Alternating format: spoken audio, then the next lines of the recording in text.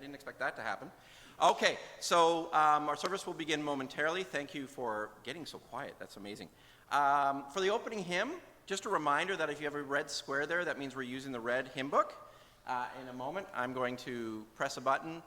Miss Choi is going to lead us with an intro, and then we're all going to sing in nice, loud voices singing our first hymn, which is Let Us Build a House.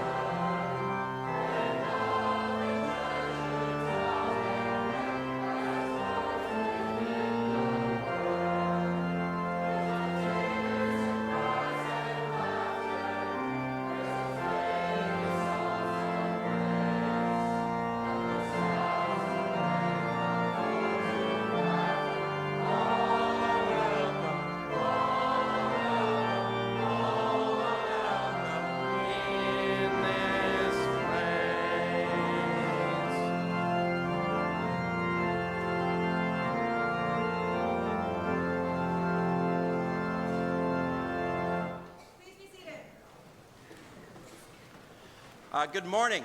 Welcome to our Founders Service for 2024-2025 school year. This is the way in which we kick off our homecoming, and a very warm welcome. I'll get to them, to the members of the 50-year club a little later in the service, but it's wonderful to have you here for this very special service. We're going to begin with a land acknowledgement. A couple thoughts on that. I think as we remember the founders of Appleby College, it's important to remember those that have come before us and the impact, and important to maintain our treaty relationships as we are all treaty people in Canada and on Turtle Island. A friend of mine once said that you can never encapsulate a land acknowledgement in less than, say, 10 to 15 minutes. We don't have that much time, but this is just a small reminder of the ongoing work of reconciliation that we are all called to do, again, as treaty people. We at Appleby College acknowledge that these lands on the shores of Lake Ontario are steeped in Indigenous history. For thousands of years, it has been the traditional land of the Huron-Wendat, Haudenosaunee, and Anishinaabe peoples. Most recently, it has been part of the treaty lands and territory of the Mississaugas of the Credit First Nation. We acknowledge and thank the Mississaugas of the Credit First Nation for being stewards of this traditional territory. Now we're going to have the opening responses. This is not something we often do. It's a chance for us to kind of speak as a community, to speak as one. It means to match our pace and our tone with one another, the person beside us, and with the sample that I give in the opening when I lead and how you respond. So we'll begin with the opening responses. Lord, you have been our refuge from one generation to another. Before the mountains were brought forth, or the land and the earth were born, from age to age you are God. Show your servants your works and your splendor to their children. May the graciousness of the Lord our God be upon us. Prosper the work of our hands, prosper our handiwork. And I'd like to invite forward our principal, Mr. Innes van Nostrand, to remember and talk about our founders.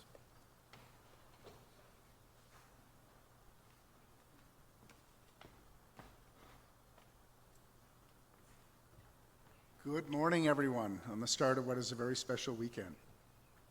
Last weekend, I had the pleasure of coming back from Round Square International Conference in Colombia, and I was there with 5 students and 2 of our colleagues. And while there, I had the opportunity to have a really interesting dinner conversation with a group of heads from other schools from around the world, as well as some other faculty. And one of the things we were talking about was origin stories for our schools. And I came to reflect that we are extraordinarily fortunate at Appleby College, because we have a fascinating origin story that actually centers on 2 extraordinary men, Sir Edmund Walker and his son-in-law, John Guest. And in fact, here in this chapel, the John Bell Chapel, there are 2 windows that kind of commemorate Walker and Guest. The major window at the end here on the east side of the chapel is actually called the Walker window. And it was donated by Sir Edmund Walker in memory of his late wife, but also to honor those Appleby men who were killed in the First World War, which is actually how this chapel was originally dedicated. The window right up there is called the John Guest Memorial Window, and that was given in memory of the first headmaster, John Guest. And in fact, that has 6 different stories from the Bible. And together, if you look at what's on those 2 windows, they talk a lot about the virtues and character that were important to the founders, Edmund Walker and John Guest. You all know those names, and you've heard a little bit about them, but just let me remind you. Sir Edmund Walker was an extraordinary Canadian. I think he was one of the greatest Canadians of the first half century of this nation. As you may know, he was forced to drop out of school after grade 6. He always aspired to be a teacher, interestingly, but he had to make money for the family. His father was a great dreamer, but a reluctant wage earner. He went on to start as a clerk in a bank, and he after years of hard work, tremendous analytical success, he ended up becoming the president of what we now know as CIBC. And in fact, he built that bank from a very small regional bank to a national powerhouse. He was one of the co-authors of Canada's first Banking Act, and there's some evidence to suggest that it was actually his inspiration that created the Federal Reserve System in the US banking system. But beyond that, beyond the immense success in the business world, he was a great patron of all those aspects of Canadian society that make our society rich and wonderful. The arts were a great passion of his. He was one of the founders of the Royal Ontario Museum and the Art Gallery of Ontario and the National Gallery in Ottawa. He was a great proponent of music. He was a great champion of the Royal Conservatory of Music, the Mendelssohn Choir. He, in fact, beyond that, he was one of North America's foremost experts on Japanese culture and art at a time when Canada was pretty xenophobic. He was also a great proponent of the NAACP. He was an amateur paleontologist. In fact, one of the great carnivores discovered in Canada is named for Sir Edmund Walker. He also believed passionately in the future of this country and was an outspoken advocate for patriotism.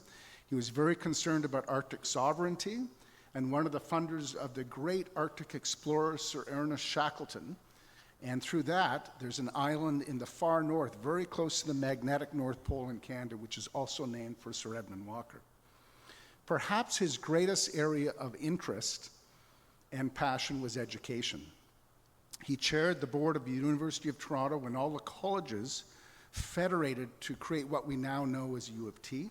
He later became the chancellor, and he had a great interest in education, which is why he and John Guest, his son-in-law, had a conversation in 1908 at Sir Edmund Walker's home where they talked about what did Canada need the most.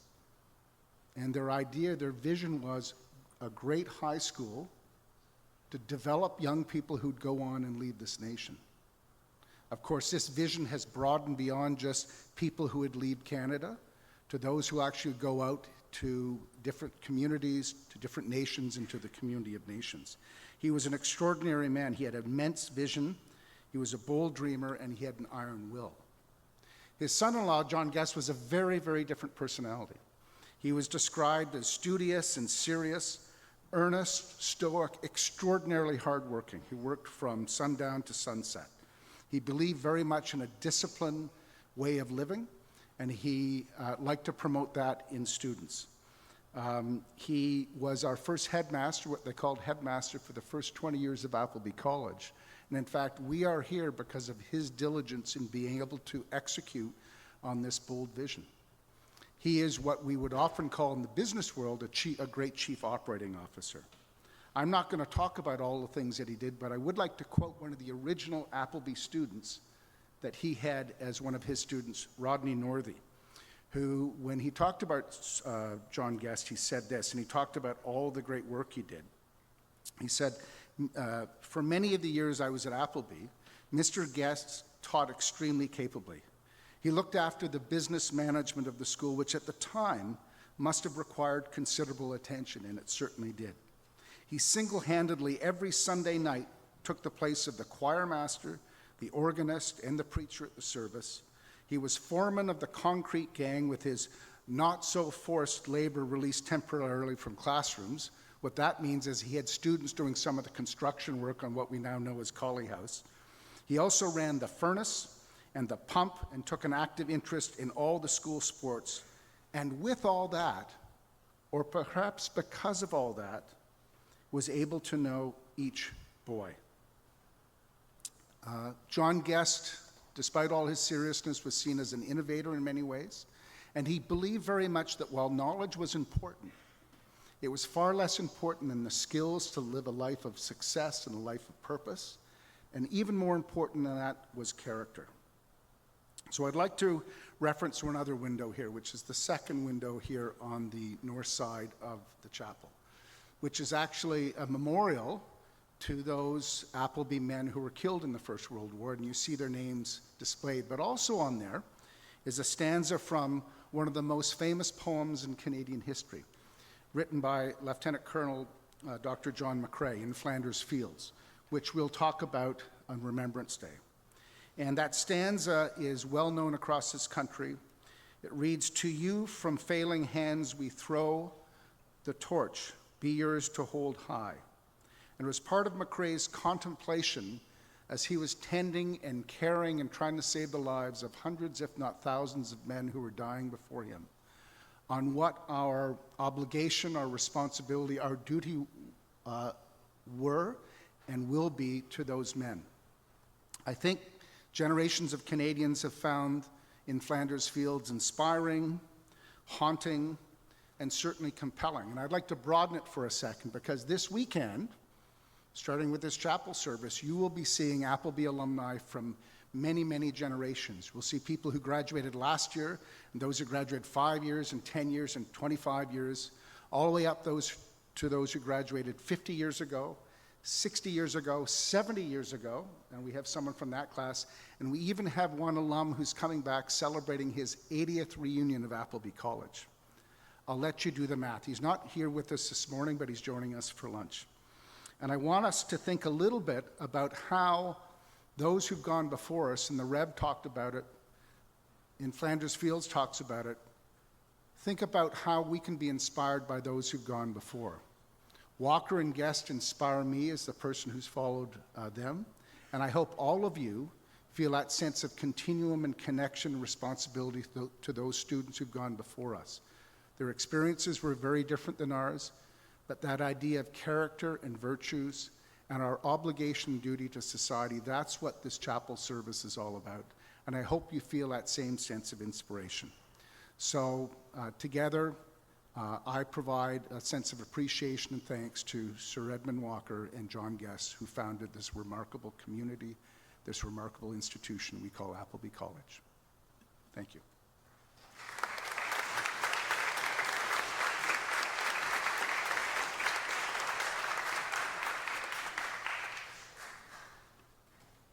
A reading from the Rig Veda, a Hindu sacred text. Let us be united. Let us speak in harmony. Let our minds apprehend alike. Common be our prayer. Common be the end of our assembly. Common be our resolution. Common be our deliberations. Alike be our feelings. Unified be our hearts. Common be our intentions. Perfect be our unity. We are the birds of the same nest. We may wear different skins. We may speak different languages. We may believe in different religions. We may belong to different cultures, yet we share the same home, our Earth.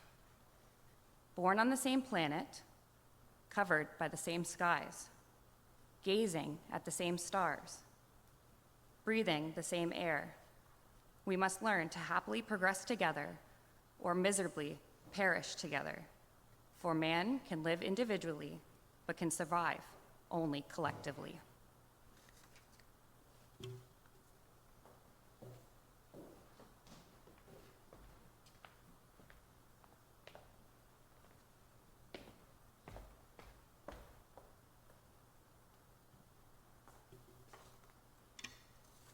A reading from the Gospel according to St. Matthew. Jesus said, "Do not judge, or you too will be judged. For in the same way you judge others, you will be judged, and with the measure you use, it will be measured to you. Why do you look at the speck of sawdust in your brother's eye and pay no attention to the plank in your own eye? How can you say to your brother, 'Let me take the speck out of your eye,' when all the time there is a plank in your own eye? You hypocrite. First, take the plank out of your own eye, and then you will see clearly to remove the speck from your brother's eye. Therefore, everyone who hears these words of mine and puts them into practice is like a wise man who built his house on the rock. The rain came down, the streams rose, and the winds blew and beat against that house.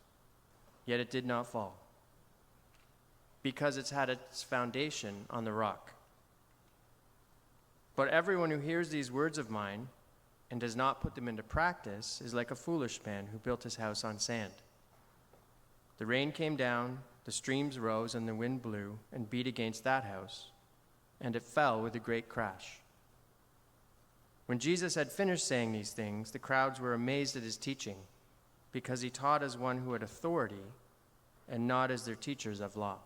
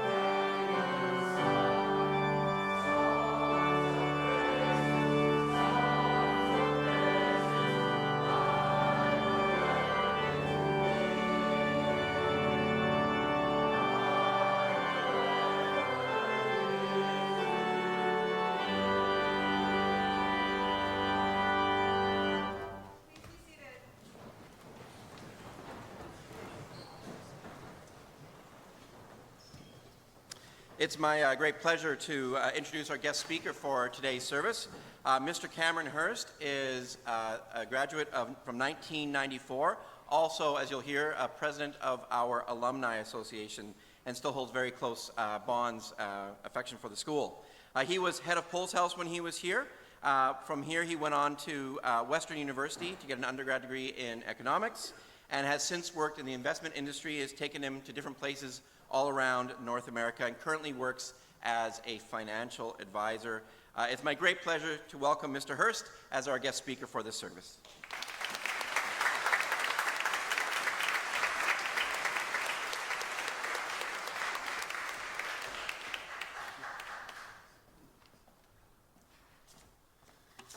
Good morning. It's been a minute since I was giving a chapel speech, so I just will take in this moment. It's a great pleasure to speak with you today in Appleby College Chapel. Indeed, it's one of my favorite places. One of my closest friends was married here many years ago now, and it has continued to resonate with me deeply. It's also a double pleasure because I have a family of 5. I have 2 boys, rambunctious boys, 5 and 9, very feisty daughter, 12, which I'm told gets feistier with time.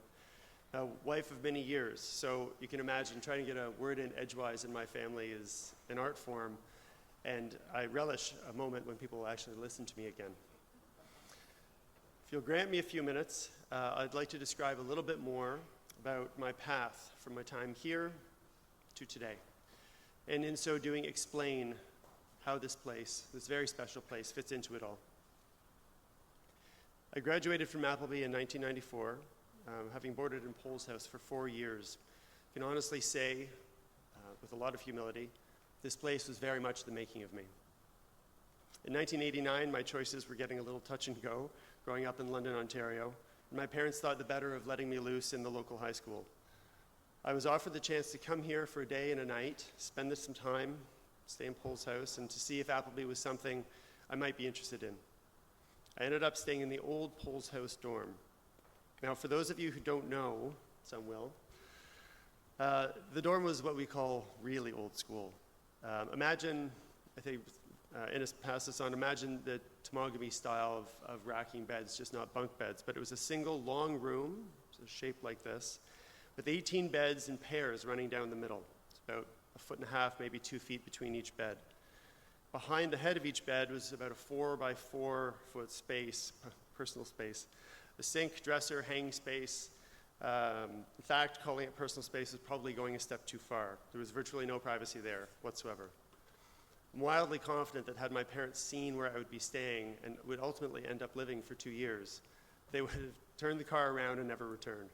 But to a 14-year-old boy, it was indistinguishable from a 24-hour-a-day, 7-day-a-week playground with 17 friends and no parents. I was in. When my parents asked what I thought after the stay, I said something like, I think it seems like a really great learning opportunity. Indeed, what I thought was going to be a playground turned out to be a little more like a daily WrestleMania match, and the upper ones quickly learned to band together for survival on account of the dorm being split between upper 1 and upper 2 boarders. Imagine, 10 older brothers, few of them benevolent. And so began our community. For years, we ate together, studied together, played sports together, goofed off together. We had an innate sense of fairness between us. We weren't shy about expressing when we thought something was unreasonable, but it worked very smoothly. There was mutual respect, but at the same time, tons of jokes and pranks. My boys, as a sidebar, they're still young, but to this day, given the choice, they would always opt for a story from Polls House as opposed to a story or a book. The pranks and the times were epic. And throughout all the chaos, all the studying, the games, the challenges, the exams, there was unwavering support. All you had to do was ask somebody for anything, and they were there. I suppose you could say this is true of any chosen path, but everything I have to be grateful for today, from my closest friends to my wife and my children, can be traced back to this place, these people. My friends taught me resilience, flexibility, humility, sportsmanship, and compassion. Jim Fisher up north taught me to leave a campsite and, by extension, the world, a better place than I found it. Another taught me hierarchy and respect and showed me what it takes to stand up for your convictions, for better or worse.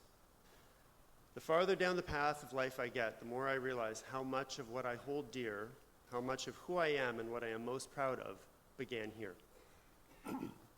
I've always been deeply committed to this school and the relationships that started here. But in fairness, I simply did not put the same energy and time into the alumni in the school each and every year. Many years I felt guilty about it, honestly a little ashamed that I hadn't done more. But over the last few years, when I've been more involved again, I've come to see that there's an arc to being an alumnus. Sometimes there's a bit of a drift, followed by a return, and I want you to know that's okay. There's a pretty natural progression from where you sit today for the next 10 or 20 years. Bit of a spoiler alert. Frequently that involves directing focus and energy elsewhere for a time. After graduating here, you'll have more school, so much school. But it's doubtless balanced with lots of good times. Early career years with boundless energy, unbridled ambition, yet somehow lots of time for delightfully time-consuming, fairly frivolous hobbies. But then advancement, more seriousness, promotions, real relationships, marriage, children. And then one day you realize your priorities have shifted, discreetly and sometimes not discreetly. Your perspective has broadened. You're more aware of how much you don't know than out to prove how much you do. There's more appreciation for the path, and you feel your community closer, more powerfully again. Beginning to end, that's the arc. Now come back to today and think about, in present company, all the graduates that have passed through those gates before you. Thousands of them. And they're bright, focused, and capable, like you, but older and accomplished. Some might say wiser. The big part, despite the differences of age, time, and location, they have a major shared life experience and common values with you. Think about that arc now and the idea that over time, they will come to appreciate where it all began, very frequently wanting to give back, feeling closer in that affiliation, the connection to the school, no matter how many years have passed. In fact, most of us feel it more as years pass. This huge, spectacularly talented, resourceful group is the Appleby community, our Appleby community, and you're all part of it. I want to give you the idea that Appleby isn't a 4-year run or a 6-year thing. It's a 50-year thing. It's an 80-year thing. It is a lifelong community and a lifelong experience. I want you to throw out the idea that graduation marks the end of this. Sure, you're starting a new school in a new city, you'll have new friends, new experiences, but that doesn't mean this is ending, and that's critical. In fact, when I see you on closing day and shake your hand, it's one of the best parts of being in the alumni. You will hear me say very carefully chosen words, "Welcome to the alumni." I want you to feel the continuation, not the end. You're never done here. We're your community. We are your family. It took a little time with the Appleby College Alumni Association for me to see the path. But last year I resolved to influence the alumni in a very particular way. Just like Sir Edmund Walker, it starts with you. I want to plant a seed. The idea that being alumni from Appleby College can look like it does for some of the big universities. I have some friends that went to the University of Michigan, and they are all about it, I can't tell you. They have bumper stickers, MGO Blue. They visit the big house every year for a game. They bleed blue. It's annoying, but it's great. For years, I gave them a really hard time. Everyone did. I mean, they were the easiest, biggest targets out there. But they were steadfast, no matter what, never wavering for a second. It turned out being Michigan alumni was genuinely important to them, and their pride never diminished over time. It's really, I've come to appreciate, part of their identity. And I've come to deeply respect it. Now understanding that it's more about the community than I first thought. They'll go out of their way for each other because of those shared experiences in that community. That's what I want you to maintain after you graduate. Let your sense of belonging extend beyond the gates. Let it last forever. Let it never diminish. I will go out of my way for you and realize that you need to do the same for the next one. Don't be afraid to put your hand up and ask, truly. I love it. I get calls from California to Europe, truly, and I love it. Your alumni want to help. We are there for the community, but you also need to realize we can't pull you up if you don't put your hand up. That's the big part of it from your side. Just last week in Calgary, where my family has recently moved, Mary and I were out for lunch when she overheard one of the men at a nearby table say that he went to Appleby College. We finished our lunch, and on the way out, I introduced myself, asking if she'd heard it right, and he, in fact, went to Appleby. He was a bit younger. We didn't know each other, but that didn't seem to be a problem for either of us. It was a short hello, but as a result, I was able to tell him about an alumni event in Calgary in a couple of weeks, where I'm now very happy to have a chance to get to know him better. This is our community, and I'm incredibly proud of it. I'm committed to it, and I hope you will be too. It's something that extends beyond the gates, and it can last as long as you want it to. I will admit, however, in that last experience, seeing the expressions on his friends' faces was priceless. They're all very polite, but as we walked away, I could hear them ribbing him and giving him a hard time. "Oh, you're Appleby, you're more alumni." Just the way I used to do the same with my friends from Michigan. And all I could think was, they'll get there. I'm deeply grateful for the opportunity to engage my community, to speak with you today, and in particular, a special thank you for the alumni of 50 and 80 years being here. It's deeply meaningful. Thank you.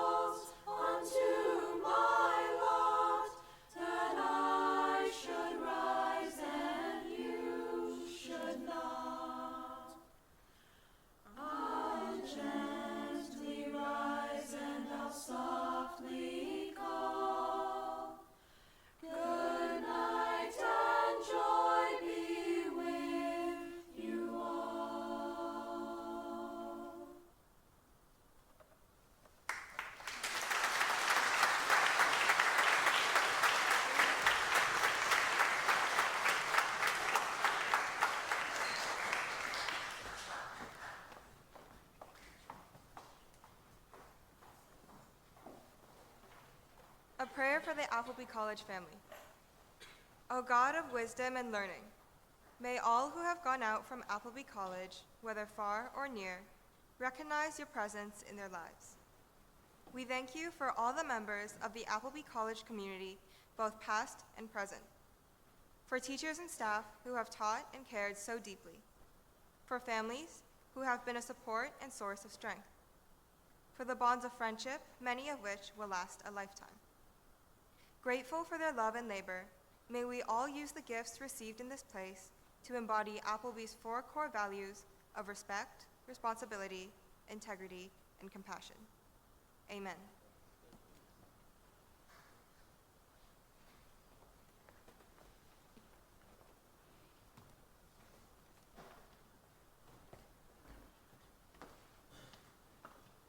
Just want to give a few quick thank yous to my chapel council, who are fantastic as usual in helping organize the service, to the choir led by Miss Choi, Miss Shodine, Dr. Carter, and Dr. Joy, who and the choir did a fantastic job with that anthem. And then also to Dr. Carter, who I was away in Temagami, so he was doing a lot of the coordination, including producing this prior to the service. So thank you all for your support. It's my pleasure to also recognize and give thanks for the members of the 50-year club who are with us, joining us today. One of the favorite things I love to do is to go to the 50-year luncheon and hear all the amazing stories.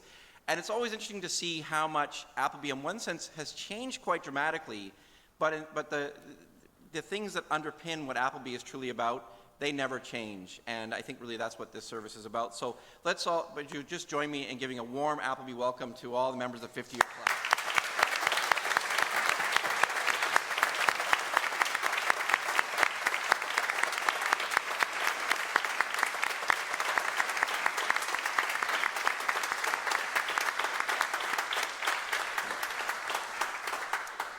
Before I do the final blessing, in which case I'll ask you to stand. Actually, I got to grab this so I have the blessing in front of me. Hold on a second. Almost forgot that part. I'll get there in a second.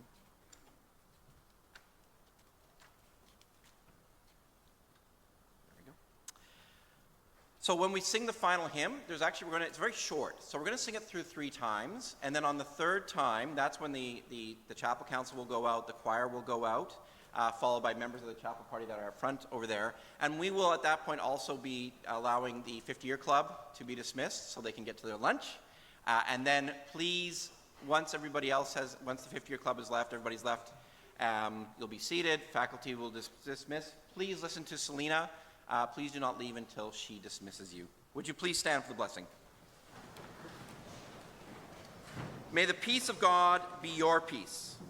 May the love of God be the love you show.